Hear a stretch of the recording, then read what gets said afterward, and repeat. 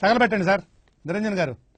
ఒక block buster hit అందుకున్న hero నుంచి నెక్స్ట్ ప్రాజెక్టు వస్తోందంటే దాని మీద ఇండస్ట్రీలో ఖచ్చితంగా మంచి బజ్ ఏర్పడుతుంది.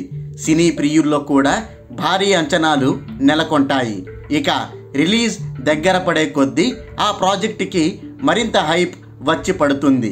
ఫలితంగా ఆ సినిమాకు ప్రీ బుకింగ్స్ బాగానే జరుగుతాయి. కానీ ఇక్కడ అమిగోస్ విషయంలో మాత్రం అలాంటి అలజడి కనిపించడం లేదు. నిజానికి ఈ సినిమాకి ముందు కళ్యాణ్ రామ్ బింబిసారా సినిమాతో తన కెరీర్లోనే బిగ్గెస్ట్ బ్లాక్ బస్టర్ విజయాన్ని అందుకున్నాడు. అలాంటి కళ్యాణ్ రామ్ నుంచి అమిగోస్ వస్తోంది కాబట్టి దీనిపై తప్పకుండా భారీ అంచనాలు ఏర్పడాలి. కానీ అలాంటి వాతావరణం అయితే లేదు. ఈ సినిమాకు హైప్ తీసుకొచ్చేందుకు సినిమా యూనిట్ చాలానే కసరత్తు చేసింది. ప్రమోషన్ కార్యక్రమాలను గట్టిగానే చేపట్టింది. ప్రీ రిలీజ్ ఈవెంట్కి స్పెషల్ గెస్ట్గా ఎన్టీఆర్ని కూడా తీసుకొచ్చి ఈ సినిమాను బాగానే ప్రమోట్ చేశారు.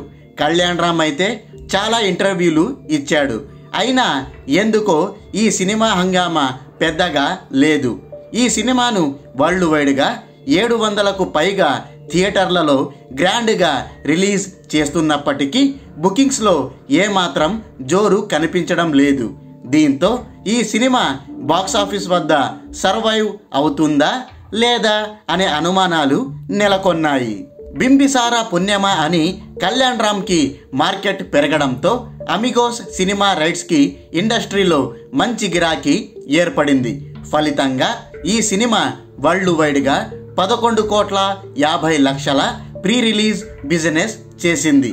అయితే బుకింగ్స్లో జోరు లేకపోవడం, అలజడి పెద్దగా కనిపించకపోవడంతో ఈ సినిమా ఆ బ్రేక్ ఈవెన్ టార్గెట్ని అందుకుంటుందా లేదా అనేదే అనుమానంగా మారింది. ఒకవేళ పాజిటివ్ టాక్ వచ్చి లాంగ్ రన్ కొనసాగిస్తే తప్ప ఆ 11.5 కోట్ల టార్గెట్ని అందుకోవడం కష్టమే అవుతుంది. అయినా ఈ సినిమాకు ఇంత లో బజ్ ఉండటానికి కారణం ఈ సినిమా సబ్జెక్టే. ఇది ఒక ప్రయోగాత్మక ప్రాజెక్ట్. ఇలాంటి సినిమాలను ఇష్టపడే ఆడియన్స్ చాలా తక్కువ మంది ఉంటారు. ఇలాంటి సబ్జెక్టుకి ఫ్యామిలీ మరియు మాస్ ఆడియన్స్ అంత ఈజీగా కనెక్ట్ అవ్వరు. ఈ లెక్కన ఏదో మ్యాజిక్ జరిగితే తప్ప ఈ సినిమా సర్వైవ్ అవ్వడం కష్టమేనని ట్రేడ్ వర్గాలు పేర్కొంటున్నాయి. మరి ఈ సినిమా ఏదైనా మ్యాజిక్ చేయగలుగుతుందా? కళ్యాణ్ రామ్కి మరో హిట్ తెచ్చి పెడుతుందా? Let's wait and see.